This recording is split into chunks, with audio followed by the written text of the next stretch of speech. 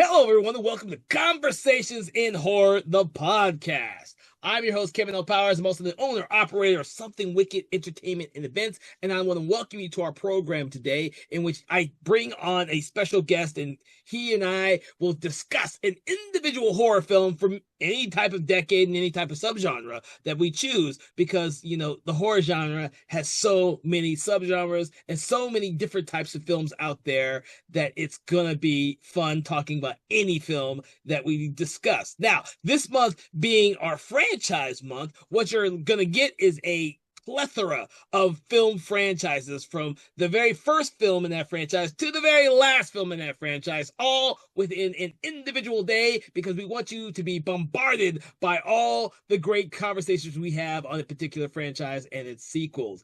That being said, the film that we're going to be discussing today in this podcast, so please make sure to check out the other ones that are linked with this franchise, is Jaws 2 from 1978. And to discuss this movie with me, I have brought on Mr. Philip Ray and Dave Watkins. Thank you both for joining me on this conversation.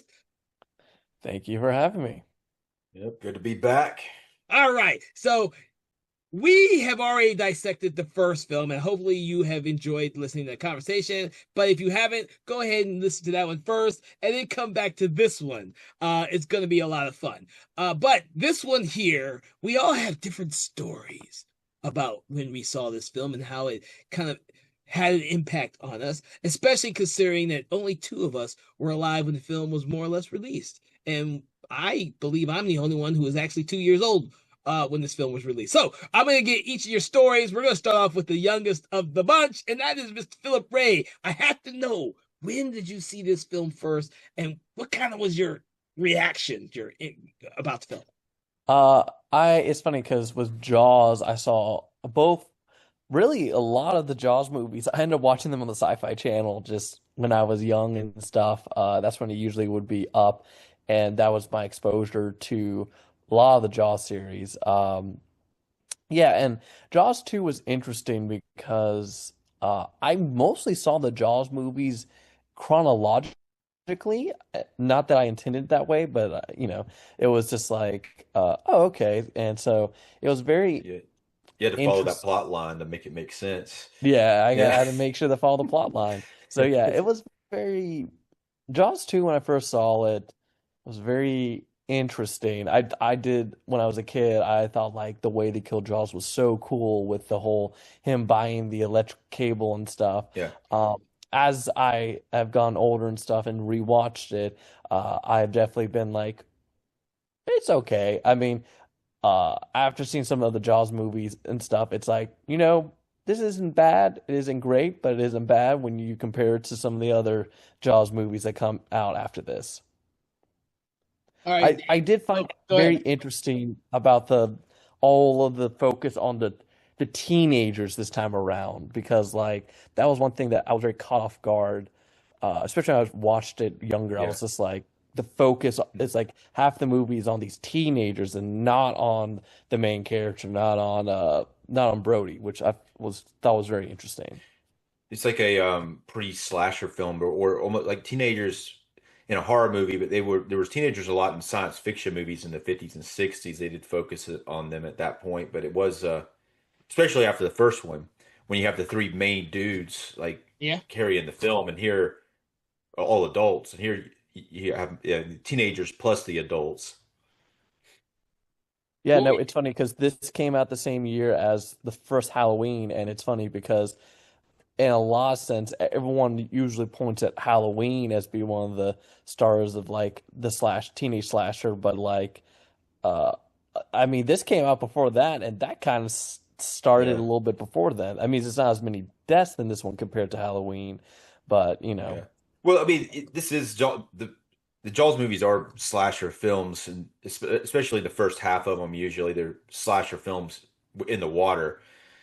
However, Halloween is the one that kind of made that type of slasher film the real easy one to shoot. This is a really difficult thing to shoot. It's in the ocean, but the first time I saw this one, and this is one that I over the years I've seen it on TV a lot. I don't know about the first time I sat down and watched the whole thing, but it's definitely one I've seen scenes from it like a lot of times, especially the last half of it when there's all the sailboat stuff out in the Mhm. water for the last hour. And it does have the kind of the it's a little bit of a formula, though there's a lot of different stuff in the writing with this, but it does have the first half of it takes place on Amity Island again, like the first Jaws, and there's a similar type of stuff happens, and the last half is out in the ocean again. This time, like I see a lot more shark, like a lot more, and A then you lot. get yeah, and then you Yep. get the boats, and so that's kind of like my experience I just have seen this over time, and finally, I think I sat down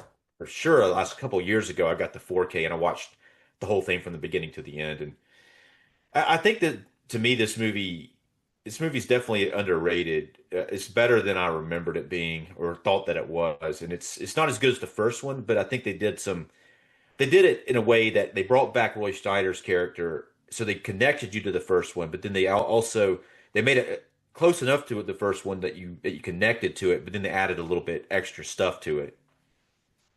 Yeah, in my opinion, I think they made it more accessible to the teenage audience with by having half the cast be, and I hate to say this, half the cast being kind of stock teenage characters that who do nothing on the island other than surf every day.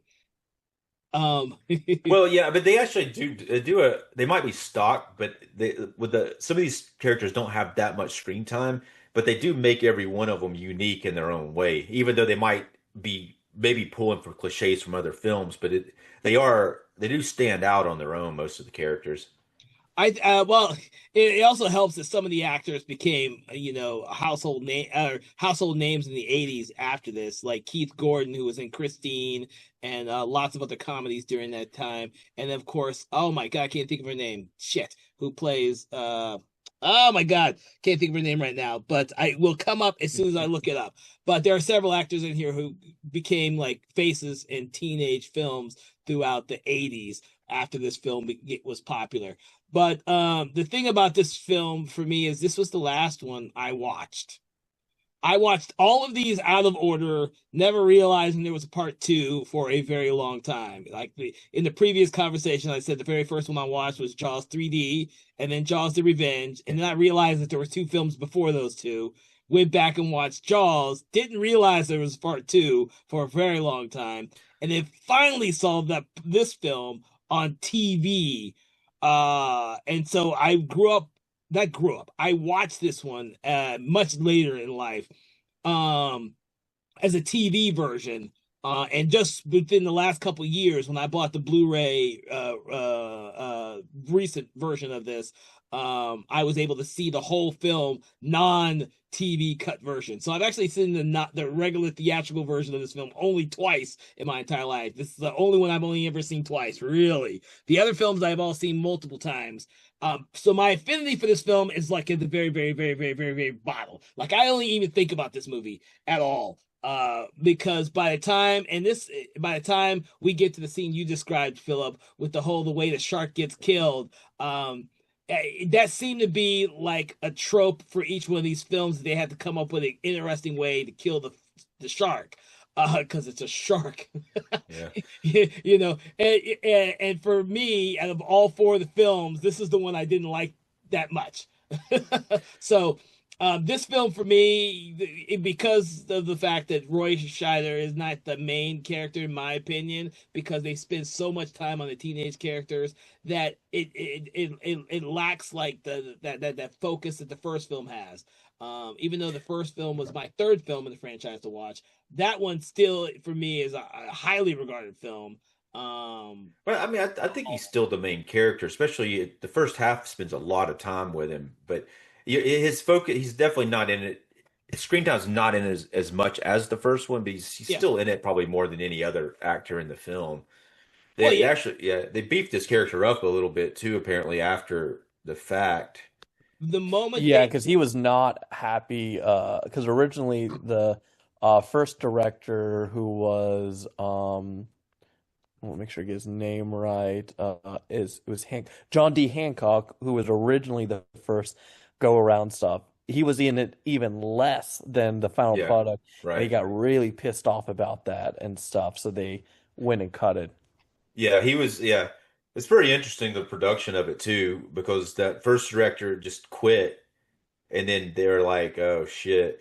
And then they couldn't find anybody. They tried to get Spielberg to come back, and then they actually wanted some of the production people to do it, but there had been some law enacted at the time Yeah, for, yeah, it was the thing with the union and stuff where like yeah, basically not not it happened with another movie yeah, Outlaw and Josie stuff. Wells is, I guess, where it started. That's like a Clint Eastwood film. Yeah, I think That Clint Eastwood must have taken over directing on that film. As I didn't read into it, but I do have a copy of that movie though. Yeah, that's exactly what happened. And then after that, there was a ban for a while that basically cast and crew could not take over the director's like position during a film production. Yeah, because yeah, they were pissed at Clint Eastwood, even though Outlaw Josie Wells is an awesome film. But yeah, well, but then with the director, they did get Jeannot Schwartz, who went on after this to direct Somewhere in Time with Christopher Reeve, that they just have released to 4K, which it's so odd. I just bought it. I just came in a couple days ago, and I was like, this still haven't same seen that director. yet. Yeah, I hadn't watched it either, but I got a copy of it. But it also he did Santa Claus the movie, Yeah, which I love. yeah, it's awesome. And Supergirl with Yeah. Helen Slater, which bombed. And Santa Claus the movie bombed too. And so Yeah, I love both those yeah, movies. yeah, no, I like him too, but yeah, but that's why then after that he went back to France. He was a French director, but I think he handled this really awesomely. I think what when he came into this, and he looked at the script and he said he loved the action scenes, but he didn't like the dialogue or the characters. He wanted to change that. So he said, "What we'll do is we're going to go and get it. We'll get this new writer, and we're going to go shoot a really long sequence that's an action sequence while he's rewriting the whole script." And so they shot the boat scene, the skiing scene, which took a long time to shoot while they were rewriting the script. Yeah, because the first script was a lot darker. It was a lot more like the town was a lot more it basically was like the economy was screwed up because of the events of the first movie. Yeah. It was a way darker tone, Yeah. and Universal's like, no, no, no, we want this to be more serious. It's funny because one thing that was in the original script that honestly would have been amazing to be in the final product, and the fact that it got curved by one of the producers really sucks, was originally Ellen Brody, the mother, Yeah. was also going to go out and try to look for the kids instead of just being off to the side like she is. And the Yeah. producers were like, absolutely not. You cannot have her go out and stuff. Yeah, So, they really hated like messing with her, but they did. She went out briefly, but then they were like Yeah, they they brought it back. randomly sent her and the deputy back. Um, Like it uh, makes no sense for the deputy. These are the problems I had with the film. There's no reason why the deputy goes back with the Ellen Brody at all. Like he knows how well, to. he's got to protect her. I get it. Well, I think that's a good I get it that He's we're the like sheriff. yeah, no, but also the Roy Scheider's character, as established in the first film, is not very good with boats. He's gotten a Exactly. lot better, but he still doesn't know how to drive the boat. He doesn't know how to navigate the boat, and he Yeah. doesn't know where anything is, even though he's the sheriff on this island. But he's just it's established in the first one that we know that he's afraid of it. So it's funny because I did watch this one, like I say, a year ago, and I hadn't watched the first one in a while. And I forgot that was his character arc from the first film, and I was like, that's really weird that he's on this island and doesn't know how to do any of this stuff. But it makes sense though, and especially when they connect it to the first one and all that. Yeah, but it makes no sense for him to go out by himself. Yeah, no, I agree with that. I agree. I didn't really notice that either, really, until this recent rewatch. I was noticing certain things that they did in this movie that I really hated. That was one of them, and the other one is when he's on the beach and he sees the what he thinks is the shark out there, and he just starts shooting at that. Like it doesn't matter what your trauma was from the very first film. As a Yeah. police sheriff, that should never be the first thing you do. And so Well, yeah, that yeah. seemed like that was placed in there just to have an action sequence and to get yeah, and like there was like actually no reason to really just fire him. Really, Yeah. I think you could have did all that without fire. it's a frustrating scene, but I think there is a reason for it, and I think that we're this character went through what happened in the first film, and he's had trauma, and he's still reliving this trauma. And as a matter of fact, nobody believes him, which is it's annoying, but at the same time, he thinks he's going insane or he's having PTSD, but he's so obsessed with it, and he's so so that's why he does it, and it makes sense when you look at it from a post-traumatic stress viewpoint that but it is very very frustrating, but that is kind of how they gave him more to do in this movie. I don't really see him as having PTSD in this film, though, dude. He doesn't seem like he's suffering from nightmares. He's not drunk until after he gets fired. None of that stuff happens till after he gets fired.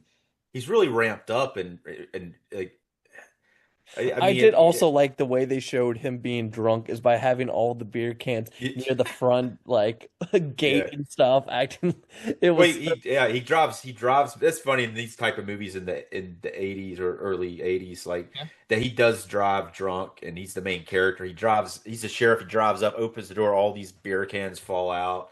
He's just wasted. But then he just leaves them there and yeah, stuff. yeah, He just yeah, yeah. Well, that's steps the over thing. them. It's hard for me to grasp that he's that irresponsible when we don't ever see him irresponsible in the first film or this film until that point where he gets fired. Like, Yeah, he said he's never been fired before. He's like, shit, I've never been fired. I'm gonna get drunk. I, I mean, some like things are. I mean, I know it's hard to yeah, yeah. plot wise, they may ring like it should be in a film like this, but what they've crafted with his character just seems far fetched to me. Trying to And make I never him noticed make it until I rewatched the movie how far fetched some of these things actually are. they're trying to make the character darker Yeah. and it's. I mean, I think it works. I don't know if it's necessarily far fetched, but I think, but from what he's experienced before, and then and people weren't believing him, and he's becoming irate because no one's believing him, and it's like the same thing over again. It's almost like having the same nightmare again as the first time. It is annoying with the mayor character because it's like the fact that he also repeats kind of the same things as the first movie, which is Yeah, frustrating because in there was one small change in this, but they cut it and deleted scenes. I'm not sure if either one of you saw it. yeah, I yeah. I know what you mean. When Yeah. he's showing the picture off, he's the only one in the whole council that goes, "Okay, I think this is a shark." Well, yeah, Cut that. and he votes for him. It was a cool scene. I saw it on the deleted scenes, but the mayor is a little different though. He's not quite as pompous or pushing back as hard as he does in the first one. This one he does seem to like listen to him more, but at the same time he isn't ready to say there's another shark. And there's a pretty funny meme that I've seen around. It says the mayor from Jaws is still the mayor in Jaws 2. It's so important to vote in your local elections. Well, I But kind of think that what's the guy who takes over that kind of persona that the mayor had in the first film? Is it yeah, him? like Lynn Peterson, the guy that is like Ellen Brody, like Brody's wife's working for. Yeah. So I actually like the fact that Ellen Brody is working for him because it adds more depth to her character than just being a regular mother. She's a working parent in this movie. And they make mention of that when he gets fired, and he makes the comment that she needs to keep her job because one of them needs to have a job. I like that aspect of it, Yeah. and it gives her more screen time, and it gives her more to do at the very end when she first goes out with Brody and the deputy to check on everything before she gets sidelined by going back. Yeah. Again, yeah, I mean, it seems like they're always struggling to give her stuff, but it was like, in the original book, she was like more of like a dramatic character. It was like in between Hopper and Brody. She was like, Hopper's having an affair with her, and so it's almost like they almost kind of seem like they may be going that route with her this one with the Lynn character, even though she never does it. Which I don't think that it's a good idea to do that. It makes her character unlikable, but it does make her a little unlikable in some instances where she doesn't go to her husband in certain scenes, like the shooting scene, for instance, because she kind of almost picks her job over going to him at that point. Yeah, I actually didn't mind that one as much because I kind of got that as like an image thing for the public awareness, and that's literally what she was working Yeah, yeah. with. So It's I pretty, think yeah, yeah. I mean, because of the yeah, party, yeah, because of the party at the very beginning, I forgot that damn party was there at the very beginning, dude. I Yeah. completely forgot about that too. I was like, oh yeah, there was a party at the beginning where they're opening It's the a pretty big, yeah, hotel. pretty big scene too. It Yeah, is. it's But yeah, Yeah. it goes to the kind of that reoccurring theme where the city's more about tourism and bringing yeah. new dollars into the town and all that type of that mentality, which I was perfectly fine with. I just for some reason and we see a lot of the teenage characters in that scene. Don't know why they're there, to be honest with you, but it's Yeah. okay. We get that's the way that we get into the world of Amity now, and so It's I a didn't yeah, mind. it's a little overwhelming though. There's so many teenagers and they're so like you're introduced like that, but And then it's they so weird too with that because you would think, okay, we're gonna add all of these characters, these teenage characters, because we're gonna kill a lot of them, and then they barely kill off them. And like one of the ones they do kill off, which was a really crazy, it was really crazy at the time, was when they killed Marge, who was one of the actually like not like a lot of yeah. times in slashers, it's always like, the there's always the horror tropes of all right, the smoker, the people that have sex, like the dubious, like they're the ones that die and the good-natured teenagers survive. But in this, they kill off Marge, and a lot of the ones that would qualify being killed stay alive. Right, yeah, yeah.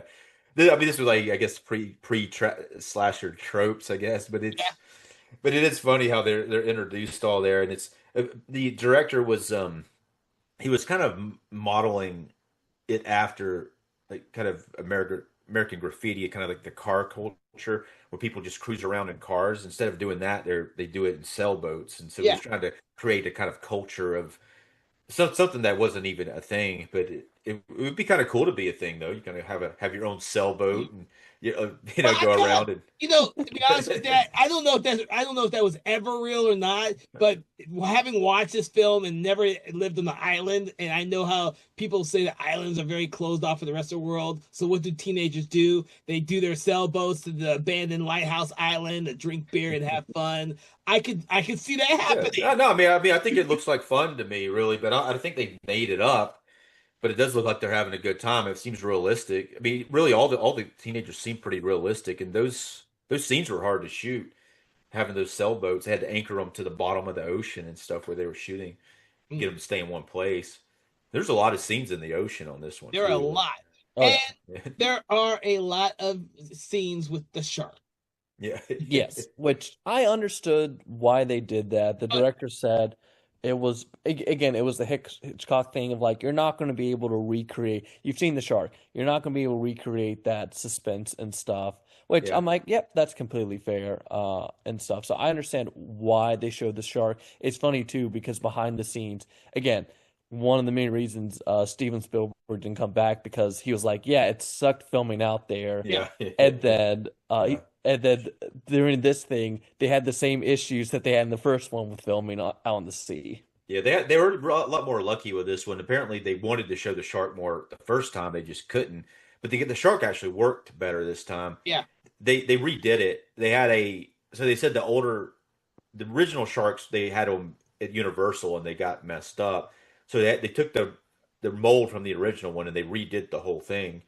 And the way that it worked is like most of it had to be under the water, and it's pretty long. And they had like two sharks. One of them the director calls it the luxurious shark. That one's the one that moves and does a bunch of cool shit. And then the other one doesn't really move. They figure out eventually to move its mouth a little bit. And then of course there's fins too. They have like just the fins Yeah. that people are under the water. Well, I like to liken the fact that they use the shark a lot more in this film, and we see him a lot more because one, they didn't realize that by the time this movie came out that less is more, and because it didn't work on the first film, they said, "Well, we gotta show more because we didn't show him enough in the first film." In hindsight, nowadays we all say that it worked beautifully in the first film, not having the shark work, because if the shark had actually worked, we would have seen that shark a hell of a lot more, and we probably wouldn't be as scared as Right, an yeah. audience member as we were when we first watched the film. Yeah, but I think with most sequels, though, in monster sequels, eventually it's better to start showing the monster. They in the Friday the 13th films, they didn't do it for a long time. It wasn't until the sixth one that they started really showing Jason before more frequently before the third act. Yeah. But I think eventually, like people want to see it. You know, they want to see the Yeah. monster. And especially this one, since this one's very different in that we have that boat explosion that burns the half the shark's face. I don't know Yeah. what I feel about that yet. What do you guys think about that? That we had this big explosion, the shark gets burned, and then we see the shark burn for the rest of the movie. I Um, think it's I It, liked it. I thought it it was a gives some very character. gnarly look to it. That shark has now. This shark, you got to have suspension of disbelief. Or Thomas did introduce a potential like thing that the sharks are demons and not really sharks. But but which I mean, I kind of like that. I kind of like if that is if the shark's you're not open. really, yeah, well, if he's not really, I don't. It's better that it's never said. But if the shark is not a normal shark. It doesn't do what a normal shark does. A shark does not go after people vengeancely because this they go after people if maybe if they're hungry or if they're in their territory. But any like an alligator or a bear or any type of animal is not going to keep eating after they're full. But this shark will just keep going. It's eaten several people and it still wants more. Yeah, well, this one is funny because this one follows them out into the open sea more or less. They didn't go out there looking for the shark because the shark for all to make it really interesting film, the shark could have stayed inland, close to the land where all the people were getting eaten. But instead, this shark goes out there where the lighthouse is, where it's out there in the middle of nowhere, kind of gets attached to these people the first time he encounters them and then just stays with them for the rest of that, I guess, 12 to 24-hour period that the last act takes place in. Well, Um, yeah, because they're like kind of sitting ducks on those sailboats out in the water. yeah, So I guess it starts off going after a diving team because there's a yeah. diving team there, and it kind of goes after them first, but then they leave, and then it's like, damn, all my food left, and then they see the sailboats. So it's like, but So, this shark, I mean, it's like obviously as younger. You don't think the shark it's not unrealistic that and no, not to mention the very first time you see the shark in this movie the divers are by the original boat the Orca that the original Jaws died on and that shark has been hanging out with the Orca pissed that the first Jaws was killed for some reason and he's like it was almost like it could be like a manifestation of a spirit of some sort the guy that comes back and starts like going after people. I mean, because if you just, I mean, if you think about especially how it starts at the Orca boat. I mean, it can't you be know like what? it can't be just a regular shark, you know? Because you brought up the Thomas theory from the first conversation, it's interesting that you brought that up because until I rewatched the film, I didn't put two and two together that the orca that the divers are at was the same one that was down and sunk in the into the first film. To be honest with you, because I've watched these films out of order, I never really picked up on that. Uh, Yeah, yeah. But yeah, I mean, it starts with the wreckage of the boat yeah, from the yeah, original one, where the first Jaws died, and it's these divers are going under there like they're going down the Titanic and getting pictures of it, and yeah, they're yeah. exploiting the tragedy of the death of that shark's paramour, its mate or whatever the hell you want to call it, because we don't know if male or female or anything like that unless you want to take it into It's a trans shark. It's actually identified in the film.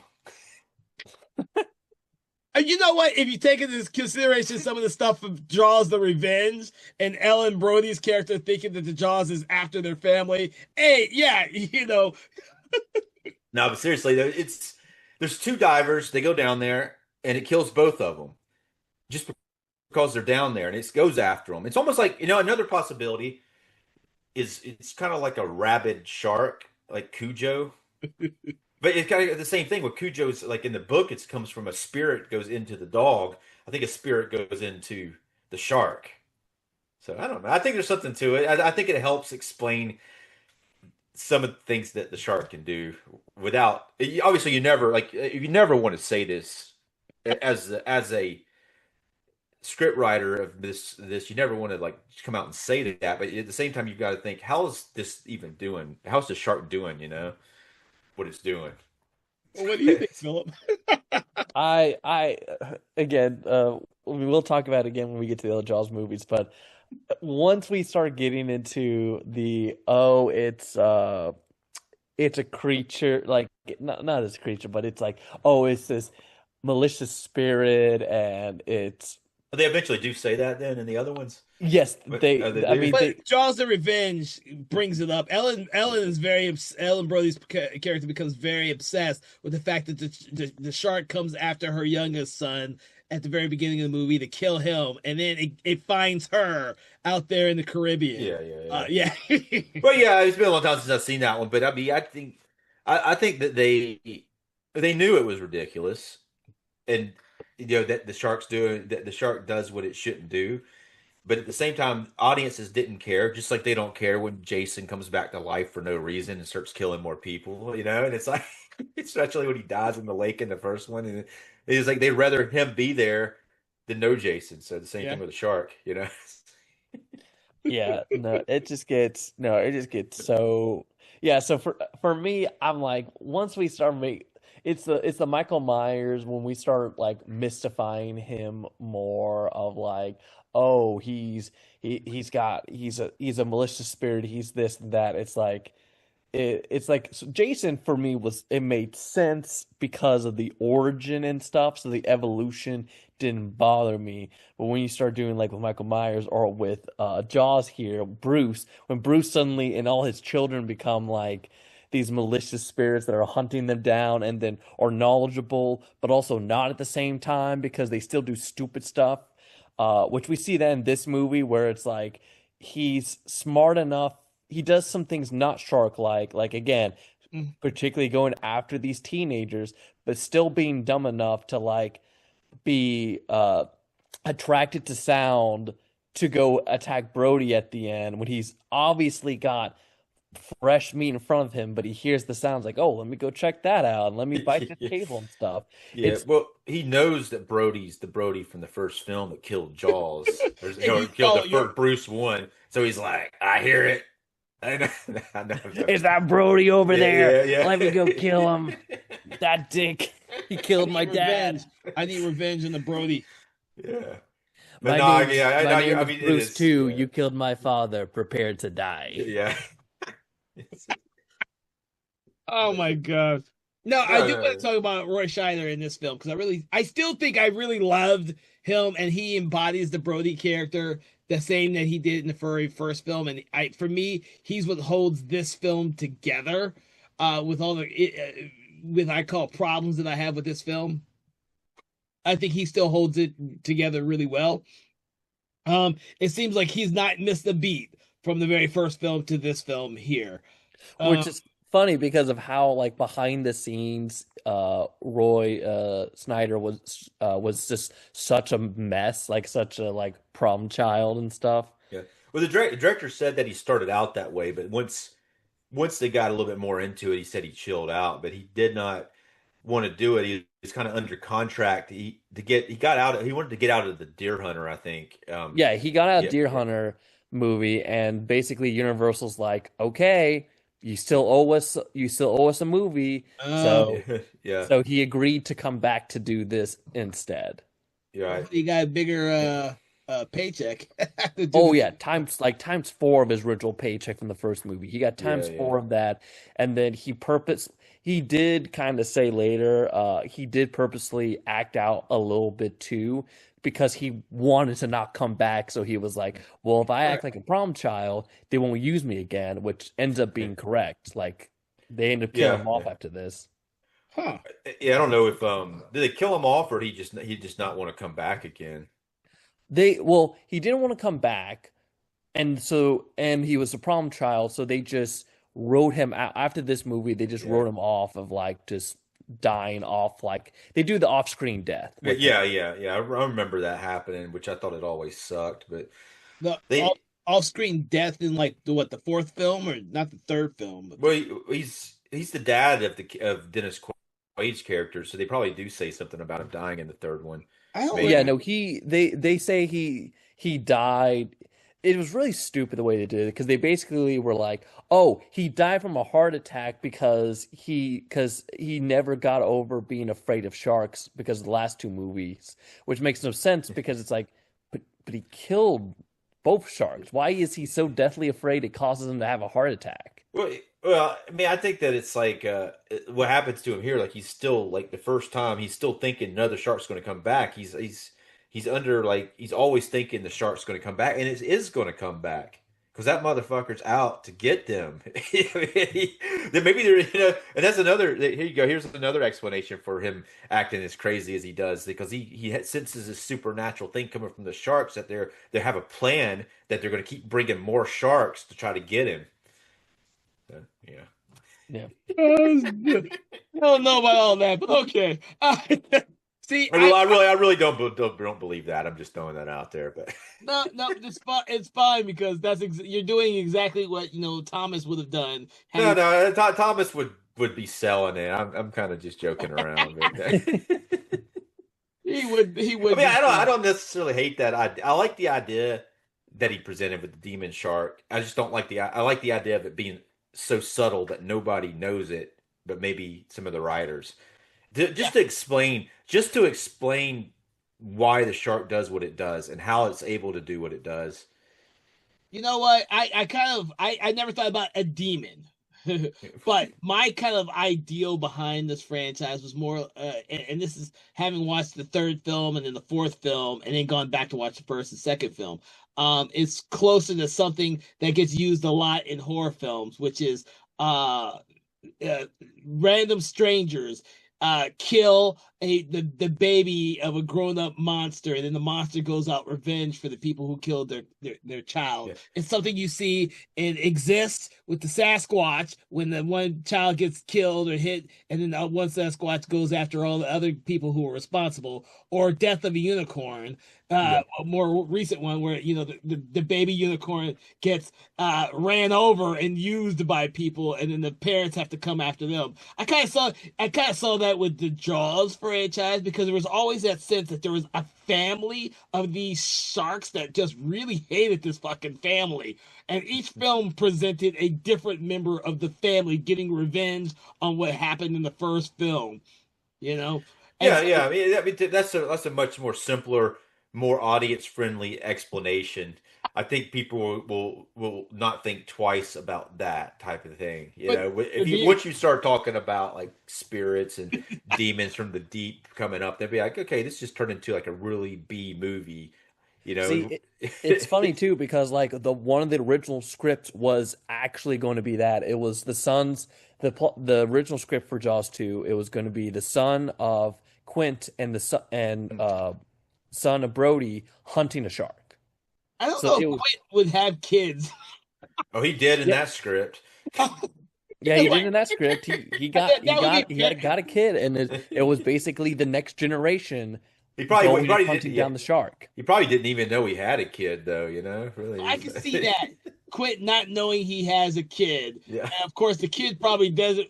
I would hesitate to think that his illegitimate child would actually go into the same business as he did. It's hereditary. That could be that's the theme of the whole franchise. This stuff to deal with family, the Brody family, the Shark family. We could bring in the Quint family element, and it would all wrap around itself in the themes of the entire franchise. And therefore, anyone who's listening, if you want to come up with your own part 5, you can use Quint's illegitimate child, grown up now, as the protagonist. Honestly, at this point, it's got to be his grandchildren at this point, though. I mean, honestly, it is quite surprising with every other like 80s, 70s franchise has been brought back and had a modern remake. It really is crazy that Jaws has not, because exactly that, like that is so much on brand of them doing like a modern Jaws where you have it's the grandson of Brody and the grandson of Quint and stuff, and like they go and fight a shark. Like that is completely on brand with the Jaws series, and it's crazy Universal has not done that they've actually let Jaws just die. I would not be surprised if some of the rights are held up with multiple different parties signing off on that, because you're right. Even though the last couple, I don't know if the last two were successful or not, to be honest with you. I can imagine that Jaws 3D was successful, but Jaws the Revenge was definitely not. But we've seen sequels to lots of other franchises that had less than stellar sequels that were successful. The Exorcist films, they keep making those motherfucking movies, and I Yeah. don't think they've had a successful one of those since the first one. But yet we still keep seeing more of those damn movies. They're Um, that third one's pretty good though, but you those are a know, lot cheaper to make than the Jaws well, movies. that's the other Yeah. thing. If every one of these Jaws movies have all gone over budget because of the fact that they're shooting on the water, and they're probably trying to make really good CGI effects to make it look well. They're not going to sell it as like Spielberg would say, "Why am I making a Jaws movie when I can make another fucking Jurassic World movie?" Yeah. We can have 20 sharks, prehistoric sharks in our movie versus the one shark for a Jaws movie or two. Because Well, that's the thing. It's like you got to go bigger with it. You got to have more sharks. Mm. But I mean, then you have what do you have? You have Deep Blue Sea. They've already done it. But, they've done three of them. yeah. Oh, Three did of it? them. That's right. Yeah, I've only watched the first one, but it's good. I I've like the seen how first one. bad all three of them are. Yeah. That's perfectly fine. Uh, Yeah. Well, I'm saying that it's a good B movie, but it's a very entertaining. oh no, Deep Blue Sea, the first one, dude. I can watch that any day of the week, dude. That movie's so goddamn fun. But the thing is, I think nowadays it's kind of hard to do like a regular shark movie. What we have is stuff like The Shallows, which was a lower end film that didn't Yeah. cost as much, or we have something like The Meg, Oh, yeah. something that's a prehistoric shark with a huge budget. Yeah. But that's yeah, because I mean it still works, if I mean that's the way like the shallows you have to pull it back. It still works. Like it just you have to like do that suspense and build it up. Or you go real big with it like you do with the Meg, or so I think Jaws was bad in its time, and Jaws 2 were like what you got mid grade films, and they weren't really marketed as horror films because that whole trope hadn't really came out yet. But they were suspense thrillers for the summer crowd. Um, but you'd have to like I guarantee you someone has come up to them and said, "Man, it would be great to do another Jaws film," and they're like, "Motherfucker, these Jaws movies all went over budget. You need to tell me something I don't know. You want to make a whole CGI shark movie? You go to Sci-Fi Channel. You can go make your shark movie over there." yeah. There. Hey, Yeah. that can't be CGI, That's what suck about it. I mean, I don't mind a little bit of CGI if they have to do it, but I would say like, Oh maybe yeah, that's 90% Well, it had to be like practical the would be. Meg. The Meg is a CGI shark, but it looks amazing because they spent a crap ton of money on it. Yeah, yeah, yeah. it would definitely be if they did Jaws today, it would definitely be CGI, unfortunately. Yeah. Uh I'm not sure how true this is, but apparently Steven Spielberg's been one of the reasons why we haven't had a modern is because Oh yeah. he's been kind of like no. Well, that's the thing is certain like there's a reason why no one's bothered to do a sequel or remake of Back to the Future. Robert Zemeckis won't let them. I say the same thing with this franchise. Is Steven Spielberg is like he's like a deciding factor. At some point, he has some type of rights control saying Yeah. no, you're not making another crappy Jaws movie. It's funny that it got out of control like it did, though. It's like it's that it went to four of them before it's just like, all right, we're stopping now. It's Like I like, said, I believe I'm not 100% yeah, sure because I've never actually looked this up on this franchise. I believe the only one that probably tanked at the box office was the fourth one. yeah. It Oh, was the fourth one did it barely broke even. oh, It and then made tanked though. That just barely broke even. That's the difference though. It's yeah one of those it films where they're probably putting it out this summer, expecting it to be a huge summer blockbuster, and it breaks even, and then it gets this infamy for being bad. yeah. But Michael no, Caine. Michael Caine goes out of his way to tell everybody, "Oh, I just did this so I can get money to buy my mother a house." Yeah. No, he said, I think he says he's like, I've never seen the movie, but I have seen the house I Yeah, bought for my mom that Yeah. I paid yes. for with it. Yeah, Uh, and, it's just funny though that he said it, but well, it's and he admits, and he's so funny. I love Michael Caine. I love him, and he's one of the reasons why I love the fourth film. But he did a lot of crappy movies for a long time, and the thing is, he's not crappy in them because he's so good and so fun to yeah, watch. He's so right, fun to right, watch in bad movies. yeah, But I get that, I get that. You know, you're a working actor. He back then he had done a lot of big movies, but yet he was still a working actor. Um, Roy Schneider, he did this movie, got that big hefty paycheck, but he's done in my opinion, I love Roy Schneider. He's done a fucking shit ton of stuff that I love to this day. And I just don't think he ever got the accolades that he deserved as an actor because he was just a consistent working actor. yeah, So yeah, yeah. You ever see All That Jazz? You see that I one? still haven't seen Yeah, that movie, dude. it's I a yeah. You see him in that though; it's a completely different type of performance than I think that you've ever because he's seen so him in. good. Yeah, yeah. Like It's definitely it's definitely different than you'd expect.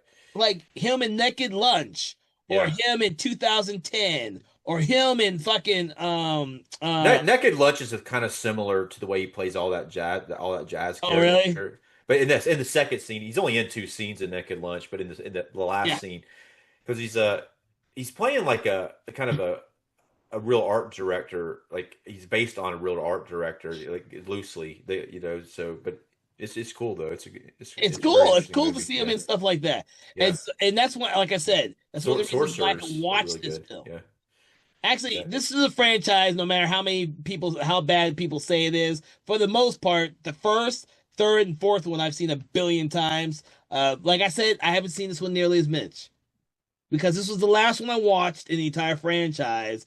This one doesn't hold as much affinity for me as the other three. Well, I tell you the thing though, the third and the fourth one are probably more entertaining because they really like embraced the concept more and just went nuts with it in a way. This one still tries to be somewhat serious with everything that's going on, and it's actually a really well made movie, but it doesn't have as much of the fun factor in it, other than the teenagers as the next two did.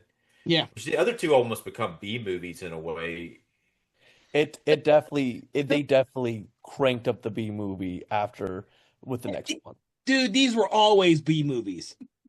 They were, They were but always there's B a movies. certain level of campiness that just I think after Jaws it got cranked up just more and more and more See, subtly.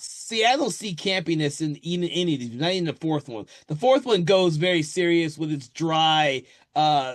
with its dry sense of humor in it. But the third one is like this big budget summer blockbuster movie that they didn't do with the second movie. It's big. The third one is big. They're using 3D technology. Everything's meant to be big. It's meant to be a summer blockbuster movie. That's not a B movie, in my opinion. That's a movie that they're hoping will make hundreds of millions of dollars.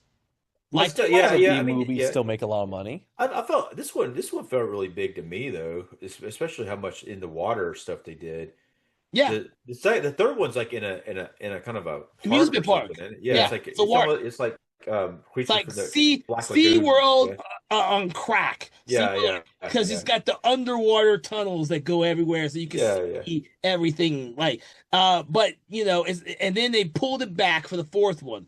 Fourth one is very yeah, more of a familiar film, and it's in a really isolated location for the most part. So they didn't they pulled about back all yeah, those tropes from the third movie to make it a smaller movie.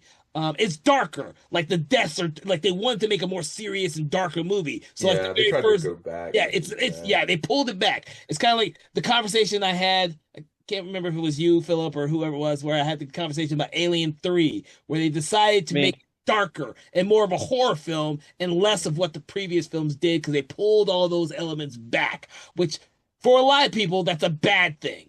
I Well, it's not necessarily bad. It can work sometimes, but it didn't work for Jaws 4 and it didn't work for Aliens 3. no, Jaws not for 4 general was like yeah, audiences. yeah. I think Jaws 4 had a lot of more problems than that because like all that slow motion stuff near the end, to me, that's like screams like they had production problems and they didn't get it shot the way it needed to be shot, so they had to slow it all down Yeah, in a really because annoying way. no, you're right. There is some weird editing choices Yeah, at that when right about when they're killing the shark. For some reason, that ending, there's some weird editing choices. yeah, But it but still yeah, reminds me of how they kind of killed the shark in this film and killed the shark in the first film, where it's kind of like this back and forth between the shark and how they're going to kill the shark, back and forth, back and forth, back and forth, and trying to build up suspense. But yeah. Jaws does it extremely well because of the editing. It's fucking phenomenal. This film's okay. It's for me. This is hokey because it's an electrical cable. It's supposed to fry the shark. They So do, they do establish the cable earlier yeah, in the they movie do. though, Yeah. so at least they do that, you know. But the funny thing is that we know there's a cable down there, but they're not in the same spot where the cable got pulled up last time. So Well, well, that's where the cable goes from. It goes from that one oh, that's right. island That's right. to That's the it to the goes to main that. island. Yeah, that's right. So it's like it's kind of cool that they establish it, even though it happens so early in the movie. Most people don't remember it, but yeah, I mean, I remember thinking it was pretty cool, like Philip did the first time I saw it. It's a little cheesy, but it still works. You got to kill the shark some way, and you know, Well, And they ended up that's using that death kinda in the ride in Universal Studios later. yeah, it's kind of and then like with Roy Schneider's character is to be the hero again. He's like holds the cable waits for the shark to come get it. yeah, Roy Scheider sells everything. Like I said, he sells that whole sequence. You see it in his facial expressions and everything else. I'm fine. Like I said, I'm fine with that. And as much as they focus on the kids in the second half of this movie, I'm fine with them because that seemed fun to me. Like it's a lot better to see these kids sailing than like, oh, we're hanging out at this fair or we're hanging like this seems like this has a lot more energy to it and a lot more openness and a lot more like I don't do this, so I'm seeing other people do something I can't do myself. So I actually like that element to it, even if it's not real. Yeah, Even if yeah, I'm I not know. gonna go, Yeah, I mean, I kind of want to go do it, you yeah, know? exactly. Yeah. All right, guys, we're gonna do this, and we're going to live stream our Jaws 3 review.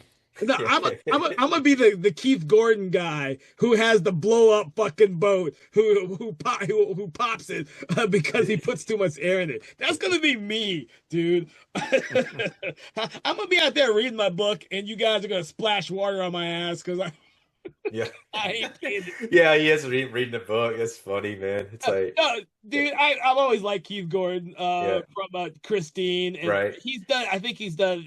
Well, it's funny. It's funny. I did not even. I've seen Christine a lot of times. I did not even recognize him. But now that you mention it, because he's He's got so those big young. glasses on and stuff in this one, he's like one of the two dudes with glasses. And Yeah. Oh, like what the other guy's like. What's interesting they did with the other guy because they're like the girls come up and he's like, oh, he's kind of like Napoleon Dynamite, you know. He's like, they're not gonna like me, you you're not know. going.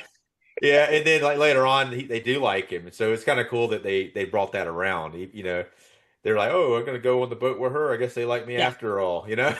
Yeah, yeah. I didn't mind that either. Oh, and I almost forgot the other actress I was trying to remember because I seen her in so many other films was Donna Wilkes, because she was in the Angel movies. I don't know if you guys have ever seen the Angel movies or not. I've got them. I haven't watched them yet though. Oh, It's like you've she's never like seen a them? now she's like a hooker or something, right? Who's like Yeah. a cop, undercover cop as a like being a hooker. She comes from a different world. And what ends up happening is a serial killer is going around killing people that she knows. Yeah. It's a great.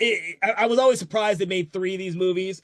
Yeah, I And got 'em. I got 'em. I got 'em from Vinegar Syndrome, but so I had grown up with those films, and when I saw her in this film, which was the last Jaws movie I saw, I always thought that she was the main female character, but she's not the main female character. She's the secondary female character who, after she gets her friend gets killed by the shark, she gets paralyzed and not do shit for the rest of the movie. Whereas in Angel, she's kicking asses and taking yeah. names and killing people. I was like, this is odd, but okay, I'll roll with it since I'm much older when I saw this. I wish I could remember when I saw this movie. I really do, so I could have a reference point on how old I was when I saw this movie versus the That made you third. realize that actors can do different things. It's like they don't always have to be the same character. Yeah, but certain people, when you were growing up in the 80s, you wanted those actors to do the same thing. This is how actors got pigeonholed, dude. Yeah, It's like yeah, you got used to seeing them one way and you wanted to yeah. see them that way in every movie. Like Roy Scheider, dude, that was the guy who killed sharks. He blew fucking Blue Thunder. That motherfucker was a cool dude to Yeah. me. Like, Well, Yeah. it's funny you say that because that's cause yeah, that I mean, I think that's one of the reasons why originally Roy Schneider he didn't want to do this movie for multiple reasons, but that was one of them. He didn't want to be typecasted. yeah, Yeah. I'm not surprised. I mean, there was that was that was a real thing back in the day. Like, yeah, the actors just didn't want to get typecast. Now, no one gives two shits anymore. But it's hard to fathom and to reconcile the fact that in the 70s and 80s, these actors would get pigeonholed and earlier. I mean, Yeah, no, it still happens today, this shit's still happening. it's less likely now Yeah. because of all the streaming shit that we have in the multiple different outlets for stuff. People are doing all kinds of crazy shit now. Experimenting with films and television at the same time, whereas they didn't mix back in the day, you know. But They'll pigeonhole you if they can, for sure. Whether yeah, you're an actor, you're a crew member, or whatever you're doing, they will try to do it. they They're will like, try okay, I and know do him it, for dude. doing that. Yeah. Try and do that. But yeah, Yeah. it's interesting. Because I wanted to.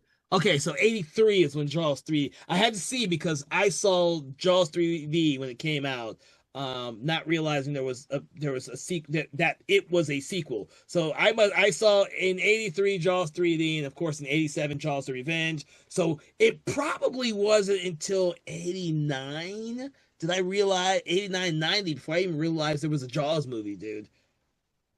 Yeah. So yeah, never knew, never knew. So Because they like 3D could sound like it's like just 3D, and then the Revenge you don't know because yeah, there's no that number. no, It's no, that's why I never knew because I only saw Jaws as Jaws 3D, and I always saw Jaws the Revenge and Jaws 3D I saw on TV. I did not watch that on VHS first. I saw that on TV, on cable because I saw that without commercials. I remember that. Jaws the Revenge, I saw that the year it came out at the theater.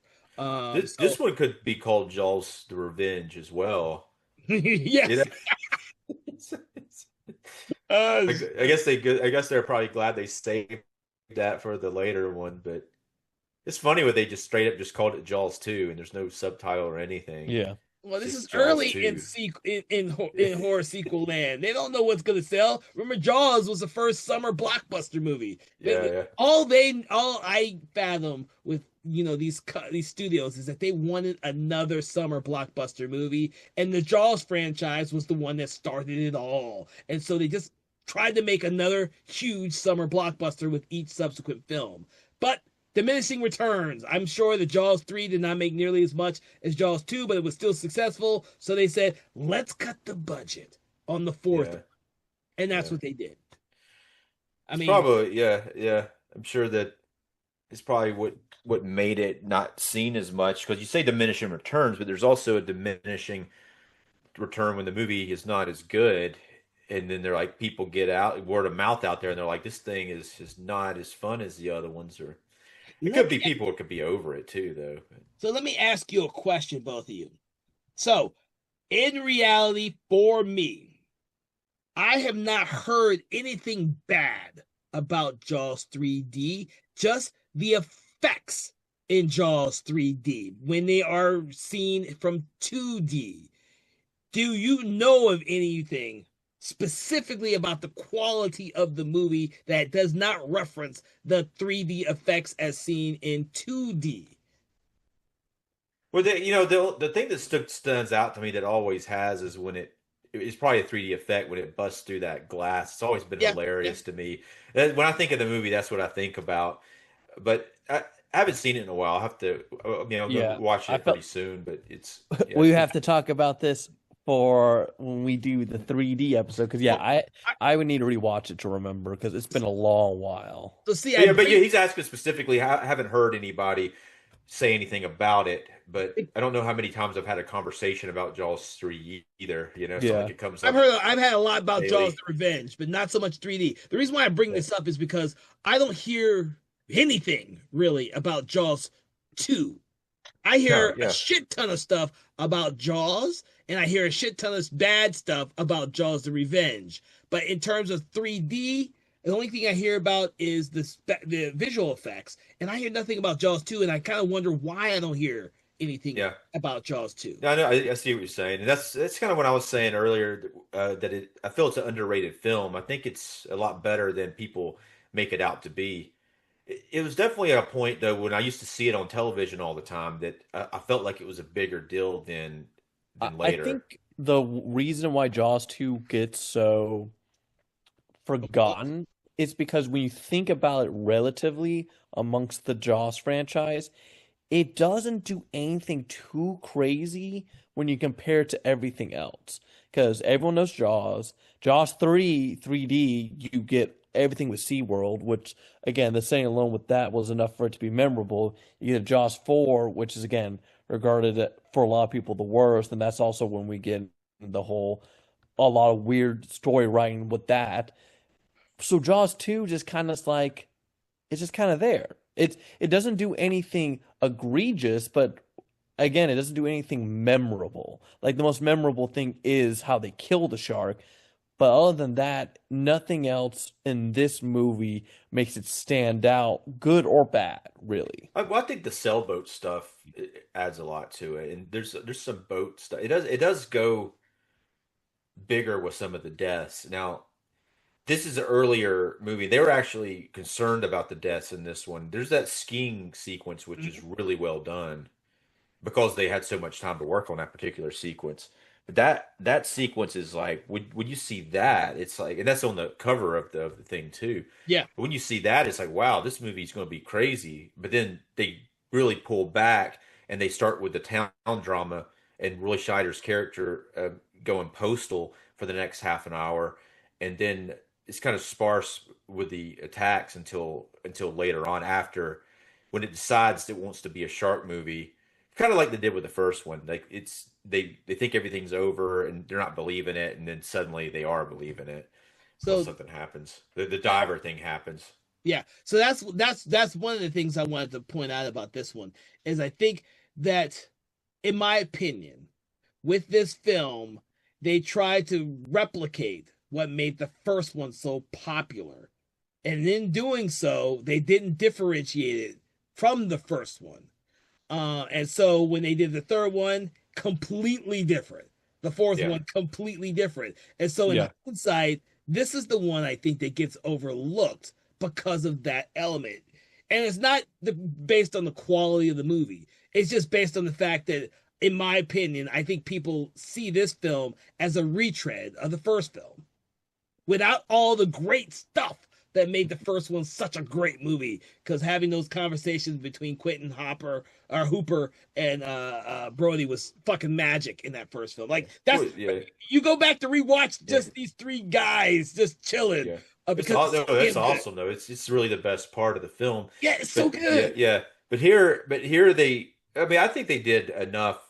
In a way, they did enough to try to make it different by making it Kids. close enough. They added the kids, and then they also made it close enough so people weren't feeling like they're watching a different movie. So Yeah. they were doing it pretty smart, but maybe they didn't do it and they didn't add enough new stuff. Even though the bigger thing about the movie is we get to see the shark a lot, and it actually Yeah. looks pretty good most of the time. I don't think it ever really looks bad because they had the better shark that he had made better, better than the first one. And so, but there's one shot he's got by mistake. Apparently, that's another thing. If you watch this documentary on this, they would go out there and do one of these shots like all day, Mm-hmm. like these Yeah. water shots. One was like the shark coming up and it almost grabs the kid's leg and they pull him into the boat and they accidentally got that one. But he said they shot that like half the day until they finally got it got it right, and then they actually got it right. They got it different than the way it was supposed to be because somehow this shark turned the wrong way and actually almost snagged the kid. Not that it was a fake shark anyway. It wasn't going to actually eat him, but but anyway, they got the shot and it was awesome. So that was like a they were having a heck of a time shooting this movie. It was Well, from my understanding on shooting on water, yeah it's a hell of a time, anyways, because you have such a short amount of time because of the way the sun moves to get the shot before you have to wait for the sun to be turned a different way in order for it to get yeah the coverage of shit like that. This is why people don't yeah. shoot on water. It's fucking hard. They had to anchor everything, they Yeah. have to anchor everything down, and so they had a lot of different things in the water like that. And that island at the end where that has the cables going to it is actually two boats put together, like two barges, and then the island was made on top of it, like with like fake rocks and stuff. That's kind of cool, though. Yeah, yeah. I mean, they did a Yeah. lot too. This is what I say. This budget of this movie, it might not look that big, maybe if you just assume that the stuff in the water is like just already there, but everything in the water is planted there by the filmmakers in a really difficult manner. So it's Yeah, yeah, yeah. So, now, I'm trying to make sure we covered everything. If there was anything else I want to cover, because most of the stuff I've covered, I've asked you questions of you guys already. Is there anything else? Yeah, there's a death scene we didn't cover, which was I thought was very well done. There was a and also like we talked about the lighthouse a little bit. I like that aesthetic of the lighthouse island, but Good there's point. yeah, but there's two teenagers that are making out on the island. I think one of his name's Eddie, and his girlfriend end up on the boat, and there's all these like talk about them maybe having sex in the boat or something like that, Oh, even is though it they're Tina trying to. and Eddie? Yeah. They're trying to be a little like they don't actually say that, but it's heavily implied that that's what they want to do. And then they get attacked by the shark, and he falls in the water, and then he's having to swim back to the boat, and you see the shark going under the boat, and she's screaming for him to come to it, and it actually grabs him and pulls him all the way to the boat and slams him into it. And then it's really cool when they get back and find her, and she's like hiding inside of the boat, and just her acting is really great. She Yeah. really sells that scene like just the traumatic trauma that she's had from it. Now she has some major trauma in this Yeah. film that would fuck her up for the rest of her life. Yeah, yeah. She's the I next mean, Brody. She's gonna be shooting like fish in the water. I mean, between that and Sean, who watched Marge get eaten alive in front of her, and the reason she even dies because she goes to save him. Yeah. Well, that's Yeah. traumatic. That's why his character can't get over going in the water in the third movie. After I've watched all these movies, I finally figure out why that reference in the third movie is fucking there. Also, like the characters, the Sean Brody is like one of Brody's sons, and like I said, Sean Brody as the little kid. Yeah, the little one. They're fairly major characters, and it kind of follows like that character, Sean Brody, when it goes to the teenagers, and he kind of doesn't like his younger brother hanging out. But like for some reason, there's this one girl that's always like, "Yeah, come with me." She's like a teenager, and he's like 10 or something. She's Well, like, "Yeah, that's because they all know each other. yeah, yeah." Yeah. When you see all the teenagers, Mike is the son of the sheriff, and so Sean is the little brother. They all know who Yeah. Sean is. Right, So I'm not saying it's like wrong or it's written badly. Actually, I think it's very Spielberg-like. Some of that it stuff with the does. kids feels like a Spielberg movie, especially when they get out on the boat and then they have to save the younger kids several times.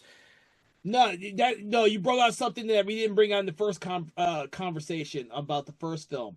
The stuff that is shot in this film with all the kids and all the area about the town of Amity, the beach scenes were reminiscent of the first movie in which Spielberg spends a lot of time showing people of the town of Amity on the water when they go after searching for the shark, and on the beaches and in the town. That is what makes, for me, that is what makes this film feel like it's trying to emulate Spielberg's tactics, because Spielberg is good at that shit. This is one of his early films. Jaws was one of his early films, but that is an aesthetic that I've seen in lots of his films, and that's what makes his film so enjoyable to watch. They give you this timeless period of when we all could have been like these people growing up, whether it was on the island or in Jurassic Park. But this film borrows so much, in my opinion, on the visuals that it's trying to emulate Spielberg's kind of aesthetic that he established, even though Spielberg has said, I'm never making another fucking movie on the water again type of mentality. I think that was a good thing. In hindsight, it leads to the fact that this movie is overlooked, but in reality, for me, I think that's what makes the movie feel so similar and so much like the first film.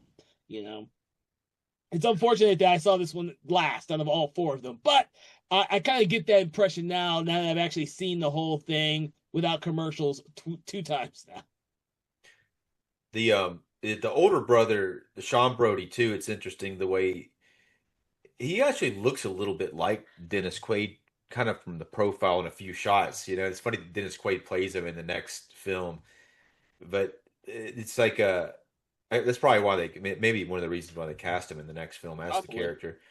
But it's funny when he gets knocked out. That's how the younger brother ends up with all the teenagers.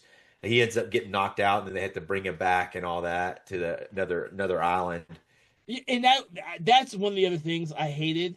Like, he was like the focal point for the teenage crowd is Mike, and he gets knocked out, and then he gets taken away from the group itself.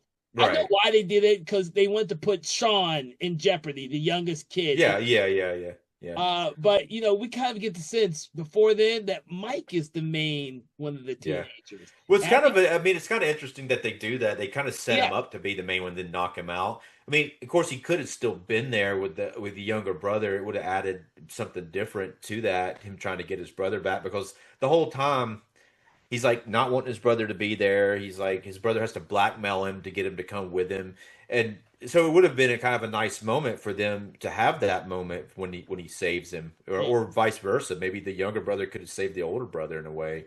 It would have been a nice moment. But it really puts it down to was the character's name, Tina, I think, right? The Tina character and the younger Sean Brody for the last part of the film when Roy Schneider's character Brody has to come save them. It kind of puts that as the last. The Donald Wilkes character. Jackie. Yeah, you're right. Yeah. So that was Donna Wilkes. I got you. Yeah. So so she ends up being like kind of the final girl in a way, but then she's trying to save herself and Sean, and they end up, and Brody has to come save everybody. Yeah. Which to be honest with you, when they all start jumping into the water to get to the electrical island barge thing, I was like hoping the shark would get somebody, and unfortunately the shark gets nobody. I was like, it gets that one person though. Was it that? They get the one girl while they're still out. They haven't gotten to that. I thought she was trying to get to the. No, she's trying. She saves Sean on the boat, but she can't get up on the boat in time. When they all fall into the water. That was kind of surprising when that happened, because it was kind of getting to the point where it started to feel like none of them were going to get killed. It's just like none of these people are getting killed. They all keep getting out of it. They keep getting out of it. But I mean, it's interesting. There are some pretty brutal deaths, like several of them, but they do. I think they were concerned about killing too many of them, because there was a concern with the movie rating and stuff, because I think there was a couple more deaths, but then it was starting to get to the rated R at the time, and they wanted this movie to be PG. Was there an R at the time this movie was made? Probably not. Was it like Gremlins was when it happened? Was it 84? That's the question I had to ask. I was like, yeah. So this is way before. It was like PG. This was PG. No, Oh, there Gremlins was is an R. 84. There was an R, but there wasn't a PG-13. Yeah, oh, yeah. Gremlins created PG-13. Was there R? Was there? Yeah, I think there was. It was like R, and then there was rated X. So it was like I think maybe I don't remember anymore because Gremlins was PG as well. I kept thinking the PG that they would one of these films they didn't want to get an R with, and I can't remember what film it was, and that kind of helped create the PG-13 rating. yeah. But Gremlins ended up being PG, so I all my thinking could be out the window. So Yeah, I mean, I think R was in existence. I could be Yeah, mistaken, but it's that year, Pretty Baby, I Spell on the Grave, and Good Guys Wear Black were all rated R. good guys were. yeah, they'll do it. They'll do it. See, but yeah, that was yeah, because you definitely didn't want to go R with this movie for the audience. It wouldn't have made as much money, and you know, if it went NC-17, you'd be completely screwed. You wouldn't get any audience. Yeah. So, Well, the thing is, like I said, summer blockbuster movie, dude. Summer blockbuster movie. You know, you can't get a whole bunch of summer people going to go see an R-rated film. yeah, Uh, Well, not during that time anyway. nah. I mean, not even now. You know, we still have studios who are scared of doing the rated R to limit their their audience. audiences. It will too, though. I mean, but it depends on what the heck they're making. You know, It does. you can't make Terrifier and try to make it PG-13. You're gonna be in a bad situation. Oh, shit. You know what I just and this is off subject because we're talking about the rating system, which is very relevant to a film like this that was rated PG in order Yeah. to get in the summer ratings. But I just read recently and that don't mock me when I say this, but you know the first non-rated R Punisher movie is going to be the new Spider-Man movie because it's going to be PG-13. Because all the other ones were rated R, and Yeah, everyone's kind of wondering he's apparently going to be in that he's one. It going to was be in it, and John people are Russell. wondering, well, Yeah, what's he going to do if he can't do R-rated stuff? yeah. Well, he's not the main character, He's so not the main character. I just yeah, thought it was hilarious that the rating system came back up with that because that's a summer blockbuster. Like yeah, Spider-Man is bound to be huge, and yeah, they're all saying this will be the biggest film that the Punisher has ever been in, which is right. It's going to be yeah, the fourth movie the Punisher has been in, but it won't be rated R, and this will be the biggest one. Uh, yeah. They'll be like, oh, he made more money because it wasn't rated R. So uh, but but you know this system about rated R, the ratings, summer blockbuster, all that type of stuff is one of the things that has been a cornerstone of the Jaws franchise. And so I think a lot of decisions are based on that mentality. Like you said, Philip, you said that they were trying not to go too dark with the movie. That might alienate some of the audience. It's a summer blockbuster. They want something that's supposed to be fun and thrilling, but not scary and Mhm. terrifying. See, So it makes yeah, another script that was written potentially to be a Jaws 2 that never happened. That honestly, again, we talk about like rebooting and stuff. Like this, I would love to see this. Was they were going to have a prequel, and it was going to be Quint was going to be the main character, and was going to be revolving around the USS yes, Indianapolis. yeah. I have Apparently, read about that one. yeah. Apparently Spielberg wrote a script for it because he was considering coming back for it, and he wrote a script, and then something happened where he couldn't do it, but he's like, "Yeah, you guys can do it," but they were like, "No, we're not doing that." Yeah, I've read that whole story was in a book I believe called "Movies Never Made." That does not seem like the right title, but that one was in it, and I thought that was a really interesting Yeah, concept that just was overlooked. That would be a perfect prequel, dude. yeah, That they would could still do it. You know, it would still be good. fun. You know, it would be even Yeah. better than. So it's better sometimes when they do a movie that takes place out of present day time Yeah. when they, you know, because it ends up not having cell phones in it, which is always nice. Always nice in this day and age, dude. I think if you want to reboot the Jaws franchise, you do that story first, and then you can kind of like do a new trilogy based on the Quint character. We know Yeah, what happens to him in Jaws. We need to see the very first sequence, and then we can see something in the middle because he became this guy who killed sharks for a living. So there's that middle section that we've never heard of or seen. And then you get back to Jaws as our remake, where he dies. And then you build on a new trilogy with the Brody family. Like, I got this. This is the whole Star Wars. You have the prequel trilogy, the middle trilogy, and you can have like the sons of the Brody character in the last trilogy. We can make 9 films, Universal. If you're listening to this, 9 films. I'm ready. Just give us a call. I think legitimately Steven Spielberg, I think because he's the one who's like trying to prevent Jaws from being remade. I think if someone actually said, "Hey, why don't we do the Quint story you want to do?" I think that would be the only thing that would make him go, "Okay, I'm okay with this now." Yeah, I think you might be right with that. I mean, with every other he won't let Jurassic World fucking franchise die because he makes too damn much money off that shit. And everything else, that literally Jaws is the one thing that we don't see sequels for. We saw freaking remakes of Poltergeist and everything else, but we have not seen him touch Jaws again. So, anything else we want to discuss about Jaws 2? No, I think Nope. we're good. We're good on that. I think All we got the good stuff talked about, I think. I think we got a lot of good stuff talked about this Yeah. film. A lot more than I was originally anticipating, mind you. So, with that, I do Really, that one before this one went like significantly longer. I think I'm surprised you thought it wasn't gonna be that much. I don't. The thing about the Jaws films is I don't know if people have a whole lot of stuff they want to say about them, or if they just want to like say how good it was. Like the first film, we all know is a classic and a great movie all around. This one here, which we are going to get to rating it, we all have different opinions on. We will definitely have different opinions on Jaws 3D and Jaws the Revenge. So it'll be interesting to see how our conversations go with those 2 films as well.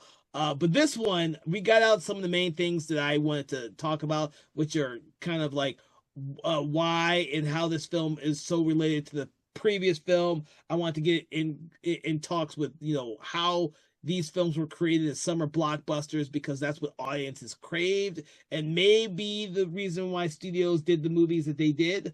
We'll get to that more in the third part in the fourth film.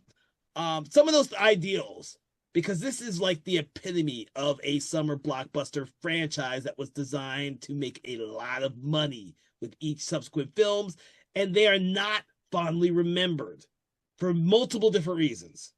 None of them are talked about or remembered nearly as well as the first film, and there is nobody out there, no theater that I know of, that's replaying Jaws 2, Jaws 3D, or Jaws the Revenge as much as the original Jaws is played every summer.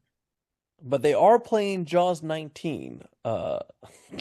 It's kind of funny relatively. That was like the longest joke for a while is, there's going to be like 19 Jaws movies when you compare it to a lot of other horror movies that get way more.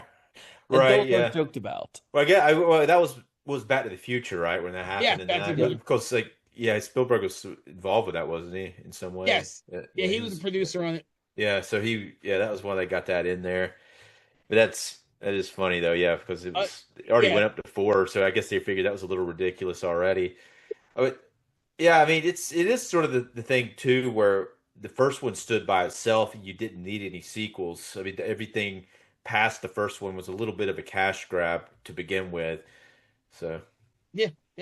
But as goes with most of the movies that we are discussing this month for our franchise month, it's going to be interesting talking about the sequels to the original films. But that's why we're providing all of you out there with not only a conversation on the original film of these franchises, but each of the sequels as well. And we do know and are aware of the diminishing returns with sequels as they play out. So right now, what we normally do is we like to rate the films between 1 and 5, 1 being poor, 5 being amazing. But what we like to do is pull something from the film to attribute to our rating, whether it is an object, a quote, or a saying. So what, guys, do you want to rate this film, and what quote, object, or saying are you going to attribute to your quote? And we're going to start with you, Mr. Phillip, tonight.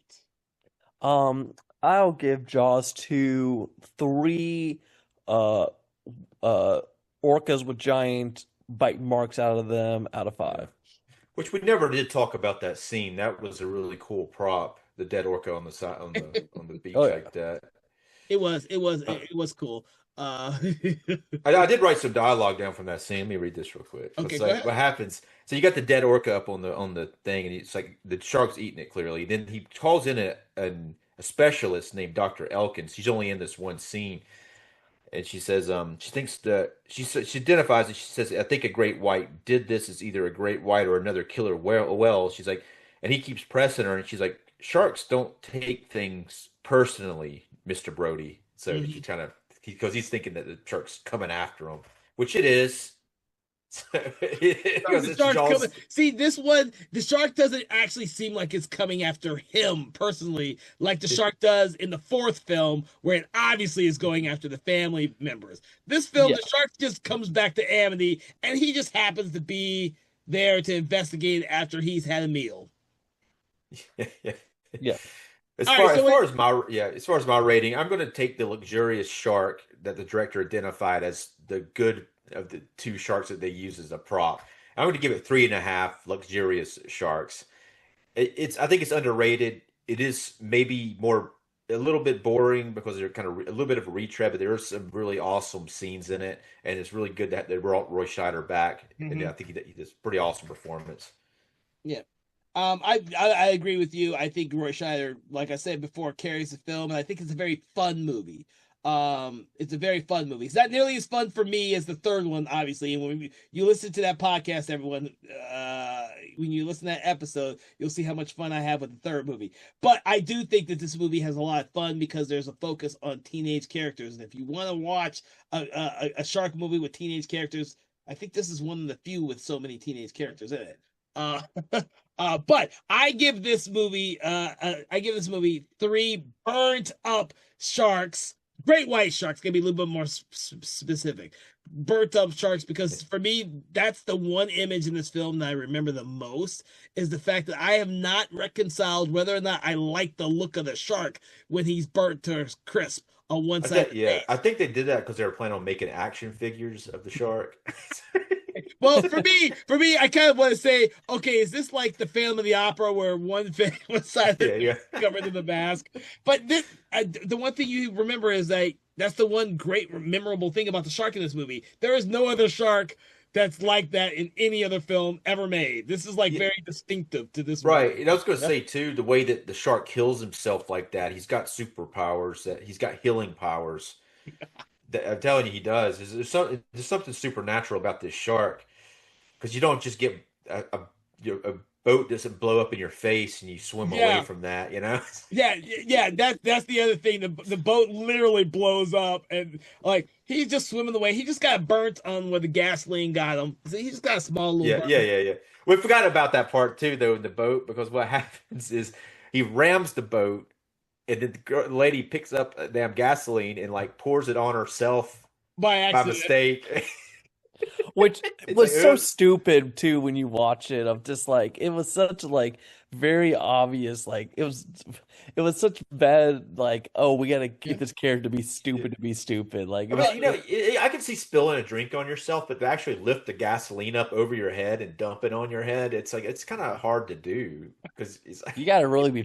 She had to Well, really be trying with you don't that. want to reveal the shark just yet. That the shark's there. I know why it's there. You want to kill people, but not have it be known that the shark is killing people. So but she's trying to pour the gasoline on the shark. But I yeah, mean, which it's seems odd odd. it's odd that she thought she's gonna pull it up over her head would be the way to do it. And I wish she shoot a flare at it, which catches her and the whole damn boat on fire, and then Yeah. it explodes. But she's panicking.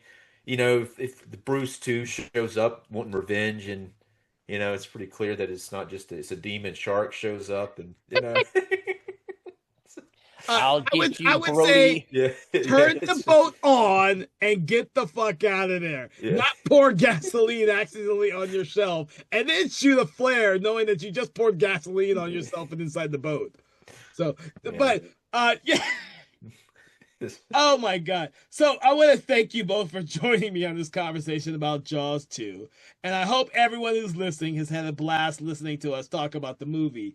Please, if you have not already done so, make sure to check out the first episode of this little franchise release on Jaws, the first movie. And then check out the ones on Jaws 3D and Jaws the Revenge. You're going to have fun listening to us conversate about those films, whether you like the films or not. It's going to be a great fun. It's going to be great fun. With that, we hope that you've enjoyed the program. Please make sure to like, share, follow, do that thing you do with your favorite podcast or your favorite podcast app, Spotify or YouTube. And please remember to check out our other podcast, Conversations in Hammer Studio Horrors, which delves into the amazing oeuvre that is Hammer Studios from the 60s, 70s, and 80s. If you love great classic horror films, you're going to love that podcast because we have a lot of fun there. From all of us here at Something Wicked Entertainment, we wish you a pleasant day. And remember, stay out of the fucking water! Conversations in Horror is a Broken Lighthouse Pictures production. Written, produced, and directed by Kevin L. Powers. Executive producer, Kelly A. Inoka. All contents and material from this episode of Conversations in Horror is copyright 2025 Broken Lighthouse Pictures.